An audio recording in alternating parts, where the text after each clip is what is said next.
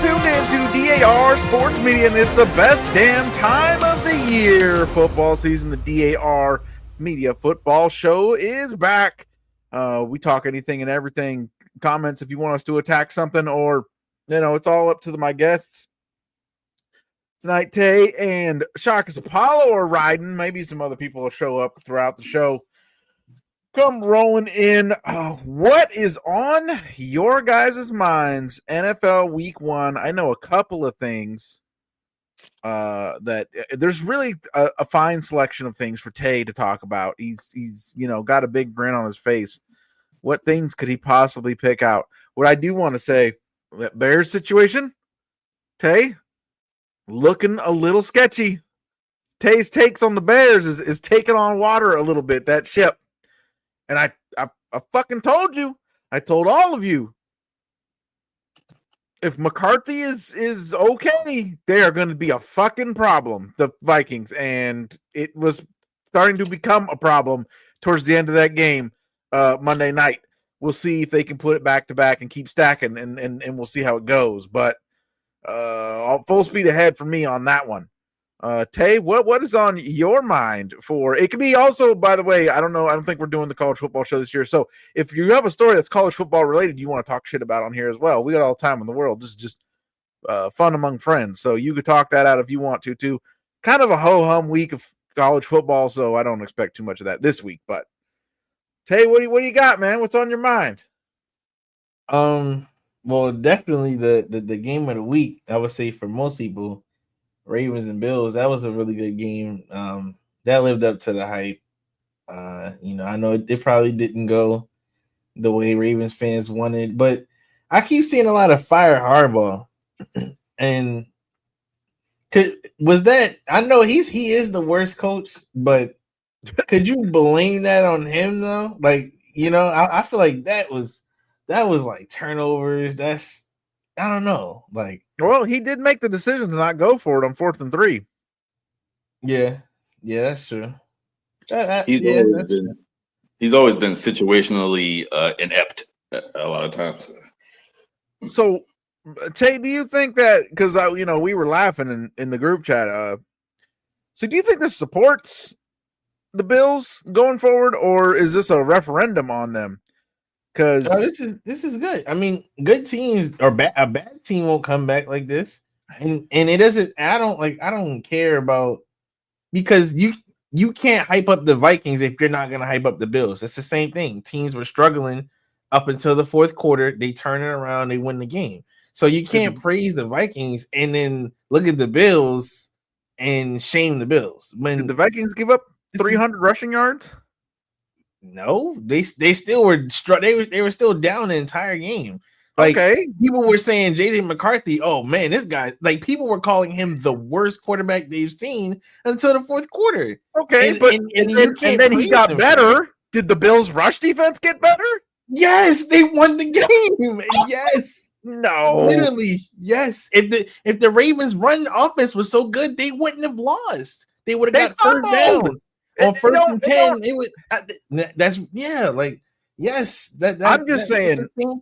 Throughout the rest of the season, the rest of the teams who run for 300 yards on them aren't going to fumble the fucking ball at the worst possible goddamn time in the entire fucking game and hand the ball back to them for them to make a fucking play. So,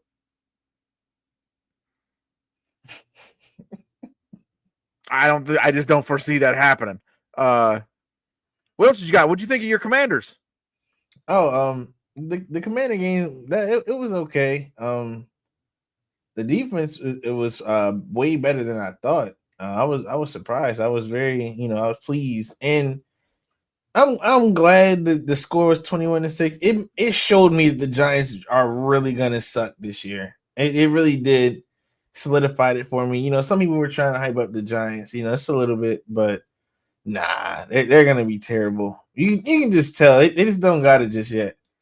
So that was definitely a good, warm up practice, a practice game. But I like how things were. It was sloppy, but I expected to be kind of sloppy week 1. So I would say a lot of teams were as well. But yeah, I like the Commanders week 1.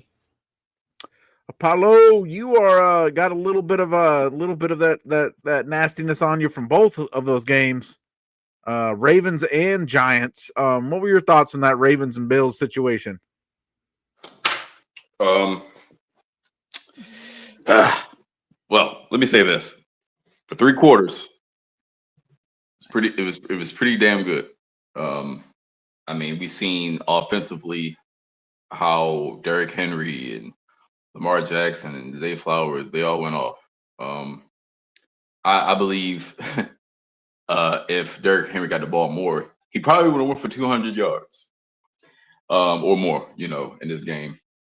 If I'm not mistaken, it was kind of like the same game plan that they that happened in the playoffs, if I'm not correct. Like the Bills, they just let Derrick Henry just run all up and down the damn field. And they tried to stop like the passing game as best as they could, but and I mean, I don't know, man. In this game, I'm a Ravens fan, but I'm not delusional. You know what I mean? Like I tell it like it is. I do not care about none of these regular season games. Because I know that the Ravens are going to make the playoffs and they're going to win the division too. Like there's barely on paper there hasn't been any really holes in the Ravens team with maybe like pass rusher, here and there, but they still generated sacks, as a unit. So I just feel like we are a 3-quarter team. Once it comes down to clutch time with the fourth quarter, we're going to start to fall apart. I mean, sometimes I think it's arrogance. Like you run up the score so much, you put so much fear in the defense with that attack, that offensive attack. It's like, they kind of just take it for granted and let up on them. And that's when the mistakes start. That now, as great as Derrick Henry was, that fumble was very costly. But, look, even goats make mistakes. You know what I'm saying? Like, I'm not going to kill him completely for that. But, you can't make those mistakes. You can't fumble the ball. And, John Harbaugh, I'm not saying fire Harbaugh. I've never been in that crowd. Like, because people don't realize in sports, coaching is more than just X's and O's. It is managing personalities, developing chemistry, putting out fires, like all of that shit. And this man at least gets his team ready to play every year for him, and that counts for something. I know, special teams guy, and like I said, he has some gaffes coaching wise, but the good outweighs the bad. I feel like with Harbaugh, but at some point in time, people start tuning you out after you've been there for such a long time. I mean, maybe the guys are a little tired of hearing them. Like the guys that the veterans, maybe they're a little tired of hearing them. I don't know, but like those were the key things. Like not going for it on a 4th and 3, whatever. Like it was those 2 or 3 little things that happened that contributed to the fallout. Now, even with that, you still got to win the game on the other side. So Josh Allen, he looked like the MVP that he is, and he willed them back for a win, and it was a great game. I mean, like Tay said, it lived up to the hype, it lived up to the bill. But I'm not happy as a Ravens fan because it was just pathetic. Like to be up, what was it, 40-25, and then you just let the game slip away. Like it's like the same thing over and over again, man. Like we need to put together 60 minutes, a full, complete 60-minute win, and especially in the playoffs. So what else stuck out to you this week, Paulo? So how much the Carolina Panthers suck. I look, man. I like Bryce Young. I really do like him. I think he's a good kid. he is a talented quarterback. But you know, like we said in the group chat, he was put in a bad situation. He has a terrible owner. I don't care what anybody says. The Panthers owner, I mean, he's an idiot. He's impulsive. Like, so it's like, all right, you know, he wasn't really put in a good situation, but to still be bad, you know, I mean, yeah, he had some flashes last year, but come on, man, like this kid is not really developing like you should, and you're supposed to still put something on the field, like you know, what I mean, like design some runs for him or something like that. You know, I have to do something, but I just feel they're bad. Now I do like T Mac, of course he looked good. He looked good. But yeah, like, and of course the Giants. Look, man, Dable is hedging. He's buying time. He's trying to squeeze every drop out of Russell Wilson that's left before he can get Jackson Dart in there. And look, man, you just got to go for the gusto. Like whatever happens. You are the guy who developed Josh Allen or helped develop Josh Allen to who he is. So if you got that talent, do it to Jackson Dart. You picked him. There's no excuse for him. No excuse for him and Shane. Like, but it was just a terrible effort. I didn't feel like they really came to play. You know what I mean? So, Yep. Yeah. True. What is on your, what stood out to you week 1 of the NFL or from week 2, 3 of college football? We're gonna start with the NFL. I mean, he was just talking about it. Obviously, the Ravens and their clutch woes, obviously being unable to get the job done. I was actually having this conversation with somebody earlier today, and I said when it was 40-25, I knew what was about to happen. If you didn't know what was about to happen, you haven't watched the Ravens long enough. And it's as simple as that. I mean, Lamar was doing great. Derrick Henry was phenomenal. But the moment they let them score and it was 32-40, I was like, here we go. Here we go. What's going to happen next? What's going to happen? Is Derrick Henry going to do something? Lamar going to throw a pick? What's going to happen? Derrick Henry fumbles the ball. Instantly, I was like, we know where this is about to go. And if I'm not mistaken, the Keon Coleman touchdown was like, come on, bro.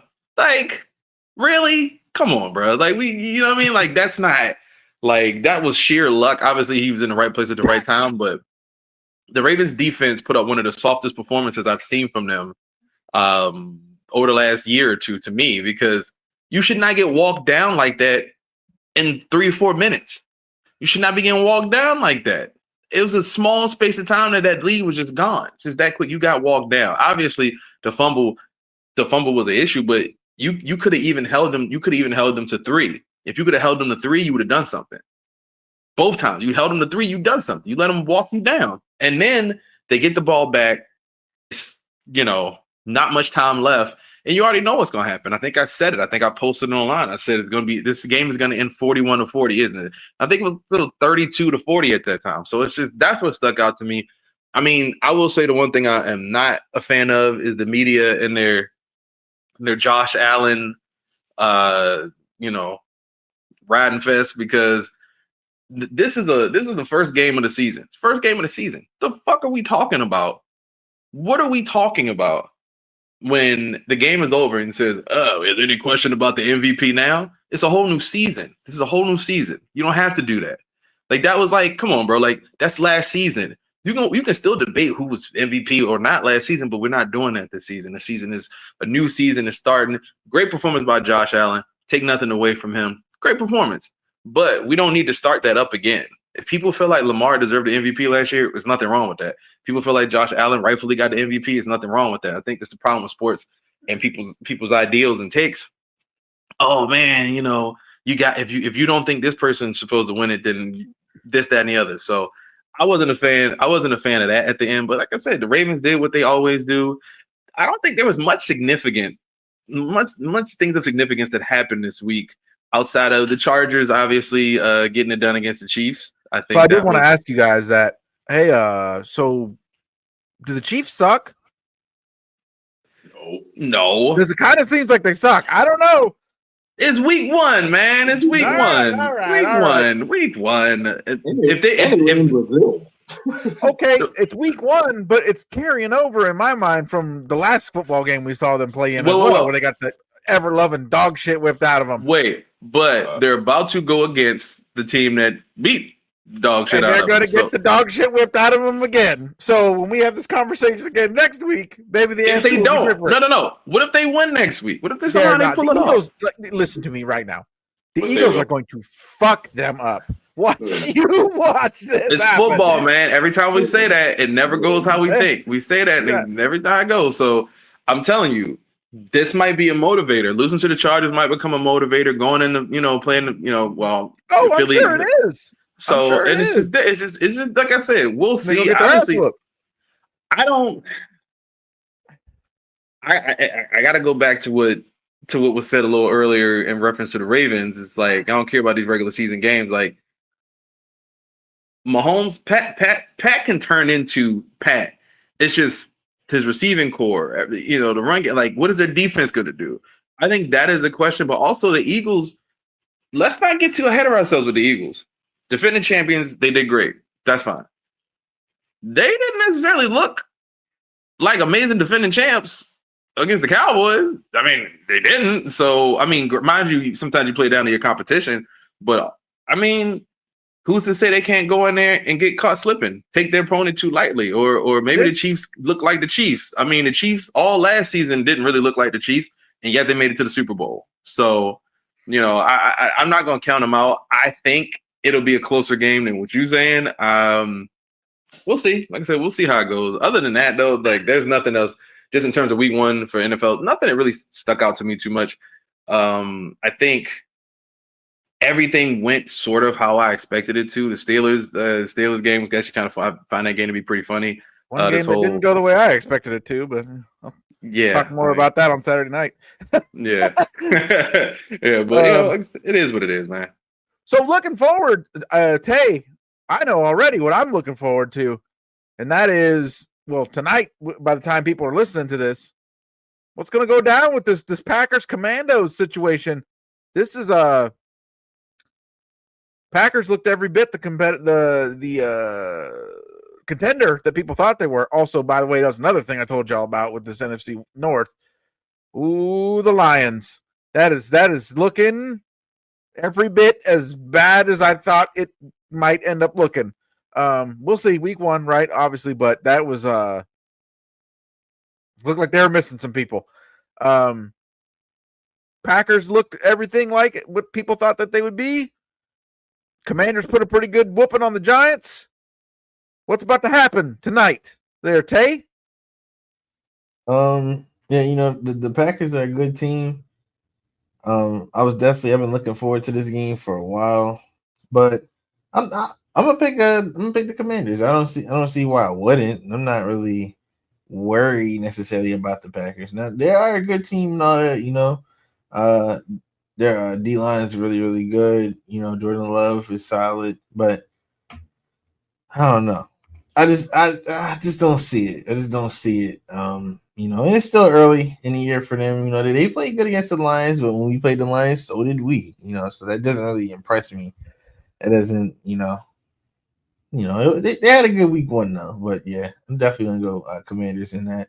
It's gonna be hard for me to pick against the Commanders. It's gonna have to be a really good team. And I don't want to talk too much shit. I don't want to rain on your parade too much. It's just been week 1. But your guy, Travis Hunter, 42 snaps total. They gave up a lot of draft capital for 42 snaps, bro. It's worth it. Those are 42 high quality snaps. Yeah. All right, we'll see how she goes. Yeah. I think it was what's that math? 35. He did 6 snaps on defense, so 37 offensive, 6 snaps on defense. Yeah. What are you looking forward to in week 2? Well, I mean, as far as the Commanders and Packers game, Can I just say this? Micah Parsons looked pretty damn good. Yeah, he got a sack. I gotta say, man, he did better than I thought he was going to. For He sure. did better than I thought he was. And not only did he get a sack, but did you see the chase down speed? Oh yeah, I was like, looked like the Discovery Channel. boy, like Discovery Channel. So Yeah. I was like, well, and those types of plays are like, they're like a catalyst. Like they turn on the light switch of the team, and everybody gets hyped. Yeah. And I think that I think the Packers are gonna live off of that for a while. They're at home too, correct? Yeah. The Packers, yeah. So that's a bold pick, Mike. I can tell you right there. hey, so I think the Packers are gonna take this game. I'm not going to put too much into the Commanders beating the Giants, as I stated earlier. I mean, they didn't come to play. They're still a shell of a franchise, so I'm not going to put too much on that. But even though it's a division game, it was a division game. But and Jaden Daniels, I mean, he's excellent. He is better than Jordan Love. The Commanders, I think, offensively, the Commanders are better, of course, but not by that much. I mean, Jordan Love, he's solid. But yeah, I think I'm gonna have the Packers barely winning, maybe by like a field goal or something like that. Now other games, I mean, you got Ravens and Browns. See, now usually I don't like when the Ravens play the Browns because they usually give up one of those games. I don't think that's going to be the case this week because coming off of that loss. Did y'all know that's an 11.5 point spread? Yeah. See, now betting on that game, I would take the points because I don't think they're going to. I know the Browns suck, but like they held the Bengals offense to almost nothing in the second half last week. I'm not saying they're going to fucking win or anything, but like 11.5 is a lot, man. Yeah. I would definitely take the points on that one, but yeah, I do expect the Ravens to, do what they need to do and beat the Browns. That's for sure. Who's the quarterback? Who's the quarterback for the Browns? Curious? Joe Flacco. I thought so. Joe Flacco, revenge game, baby. Yeah, I was about to say with the Ravens luck. With the Ravens luck. Yeah.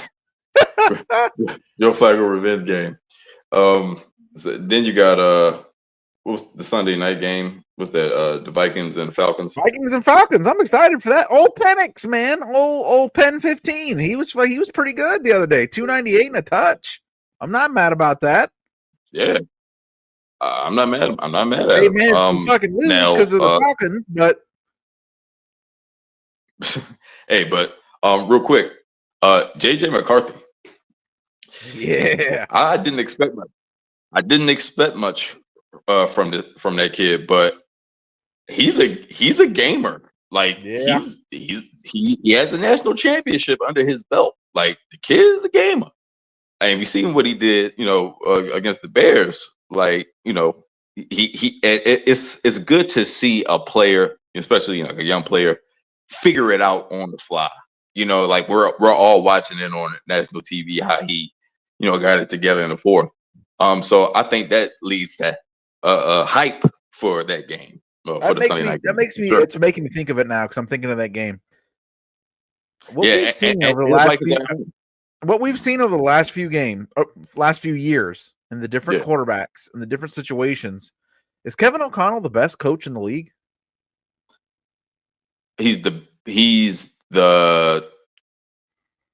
No, I'd say he's probably the third best quarterback developer right now, like actively. Second or third. I mean, because they had that special teams moment too, where the returner like caught it and he was looking at Kevin O'Connell at the sidelines, like, tell me what to do. And he told him to stop. And then they like, what? How often do you fucking see that? I don't know, man. And like, he's the beast. He's a beast for sure. But but let's see what he does with JJ McCarthy. Yeah. It's cool when these coordinators become head coaches and they got like the veterans or the incumbent quarterbacks. But when they get their guy, and and if it looks like it actually kind of works, you know what I'm saying?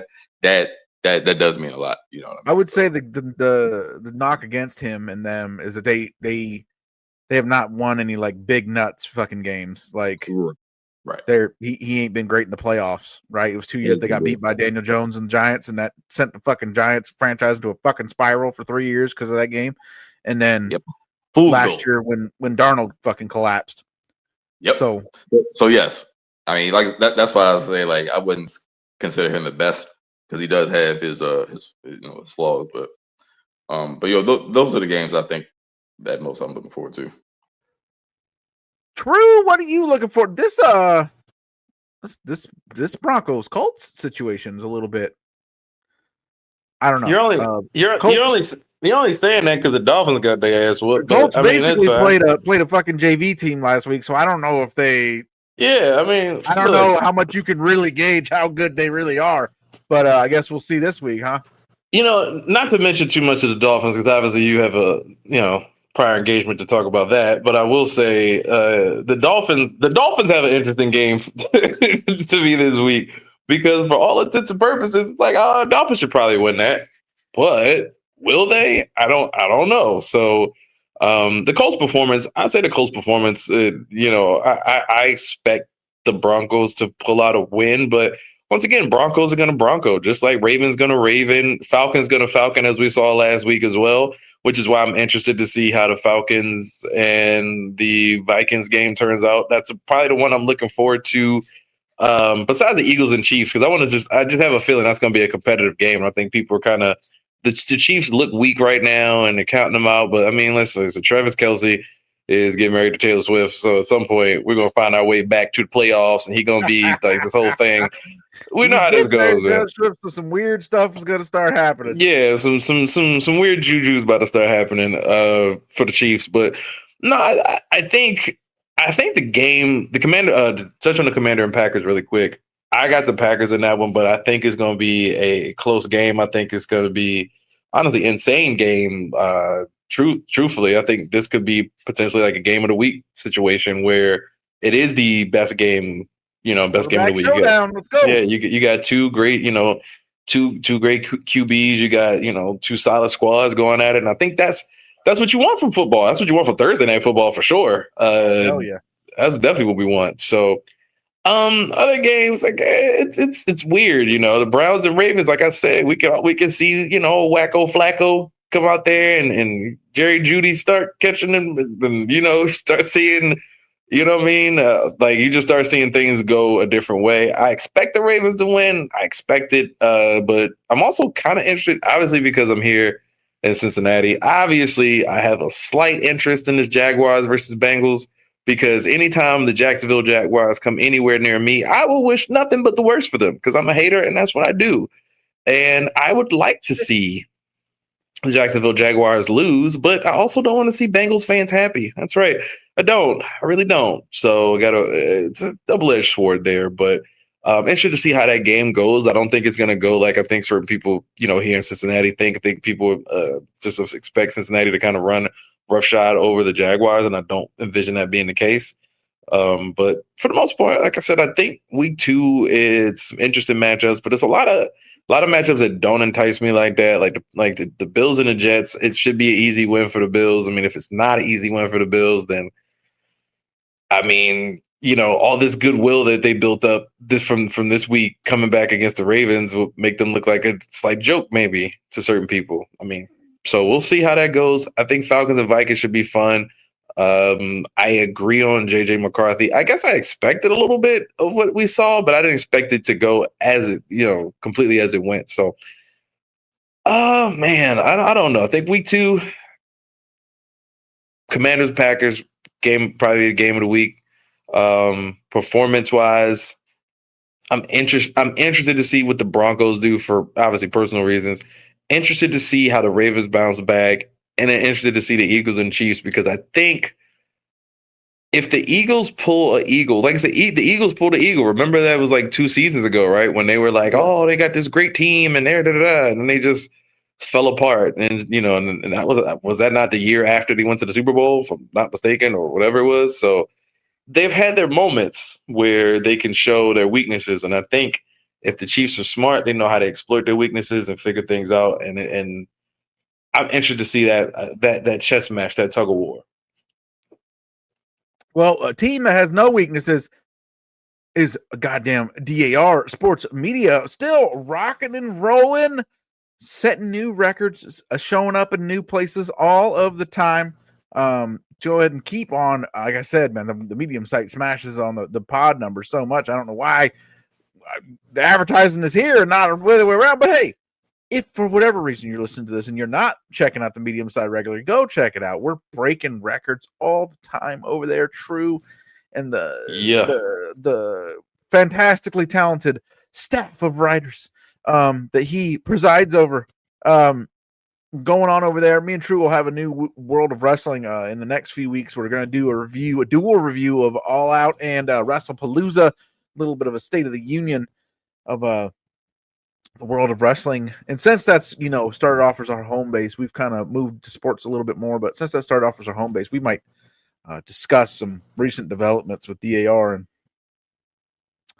I don't know, maybe a little bit of storytelling. Yeah. True, man, what's going on with that Medium site? Damn.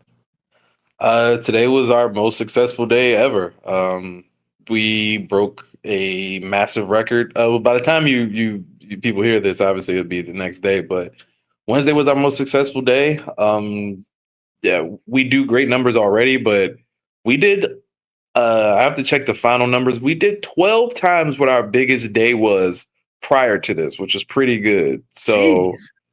I don't know what happened. Don't know, I mean, I know the articles that did it, and I want to send a shout out, obviously, to the writers that helped contribute to the site. Obviously, I do a big bulk of the writing of the things, but we have a great team. We have a great team. I'm just super proud of the work we put in and the success. And I just want to see it continue growing. And if today is any indication, definitely don't see where this stops, especially considering the articles that took off and went to the next level. So we're going to keep giving content. We got some new topics coming up, next couple of weeks. I am working daily, feverishly to continue putting out content multiple places. So everybody stay tuned. That's pretty much. You can catch that on the Medium site. You can catch me and Tay and Spring, of course, on a Spring Football DC Defender show. Tell Me About It, United Football Media. We're still doing Tell Me About It every week. It's a football roundtable show with all the guys that are over there. Me and True are on there on the regularly. Of course, Apollo be looking out for his stuff. Ken Moore Sporting Scouting Agency, all the stuff he has going on over there. You can still go back and listen to our draft preview show and get some rundown on all the rookies that'll be rolling into camp here sooner than later. So go back and look at that on the page. You can find me. I'm not Nelly, so not in St. Louis. You can find me on the #1 source for Miami Dolphins digital media content. And I do not just say that being pejorative or trying to pump things. It literally is the #1 digital media platform for the Miami Dolphins. They post podcasts about the Miami Dolphins every single day over there. I am on one of them now. On the weekends, Dolphins matchup. It's a blow-by-blow, position-by-position preview of that week's matchup. When I say it's the #1 platform for the Miami Dolphins media content, that show that me and my co-host Robert Burns did hit over 3,000 downloads in 3 hours. So that'll let you know what the power is over there. And we say all that to say, and again, me and True might get into a little bit more of this, a little less graciously on the wrestling show in a couple weeks. You come around here with us, we will set you up for success. We got great producers. We got people who want the best for everybody who's working here. Every single person here who has done, 50 to 100 shows with this brand has gone on to bigger things, has done on to things with bigger numbers, has set new records for themselves. has done good for themselves. If you come here and you put in the work, shit's going to happen. No matter what anybody tries to fucking do.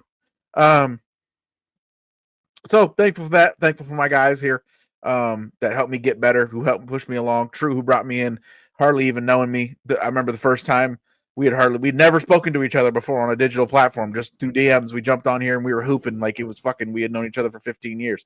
That's how it goes. And then, here we are. People are blowing up, getting on bigger platforms, setting records on the Medium site. And yes, that sir. yeah, okay. I didn't know if True wanted to jump in here. No, I'm here. Look. Any shit I'm talking, we're gonna save it. Because I got a lot. I do have a lot to say to people because it was rough. It was rough. It was rough for a while, and now it's not. So people had a whole lot to say. People try to destroy you. Trust me, I got a lot of things to say. But like I said, at the end of the day, you can't stop the real. That's it. You can't stop the real, and we do what we do. So yeah, it is what it is. And like I said, when we do the wrestling show, I have a lot more to say, especially a lot more to say. But I will say the one thing I do want to mention in reference to all of this and anything, in sports, the talk is always about pay people what they're owed, pay people what they're supposed to have, pay your athletes, and you should also pay people in all facets, pay people what they're worth, pay them more than what they're worth. Because, like I said, these industries will try to buy your soul with no money down. And Apollo probably knows where that came from. But yeah, they try to take something from you. They try to destroy you. They try to break you down. You can't stop this. You can't destroy this.